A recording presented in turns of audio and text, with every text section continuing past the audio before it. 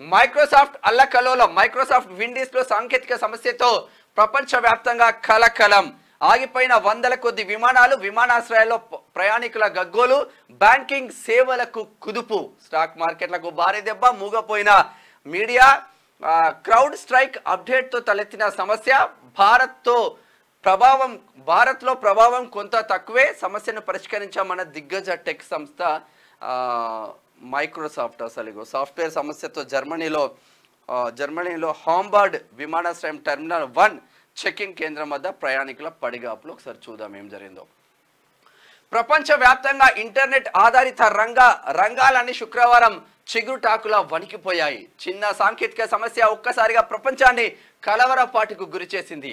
అనేక దేశాల్లో విమానయాన సంస్థలు, రైల్వేలు, టెలికమ్యూనికేషన్, బ్యాంకింగ్, మీడియా, ఆసుపత్రుల సేవలకు తీవ్ర అంతరాయం ఏర్పడింది. అయితే మిగతా దేశాలతో పోల్చుకుంటే భారత్లో దీని ప్రభావం తక్కువగానే కనిపించింది. కంప్యూటర్ సేవల సంస్థ మైక్రోసాఫ్ట్ విండీస్లో తలెత్తిన సాంకేతిక సమస్య దీనికి ప్రధాన కారణం.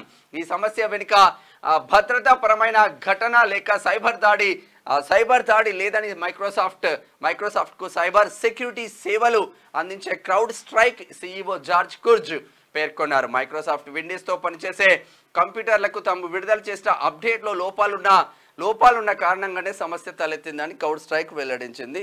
ఆ ఒక్క దెబ్బతో మొత్తం ఆగమాగమైంది, ప్రపంచమే ఆగమైంది. భారత్లో కొంచెం చాలా తక్కువ కొంచెం క్లియర్ చేస్తూ ఉన్నారంట. ఇది ఇట్లా ఉంటే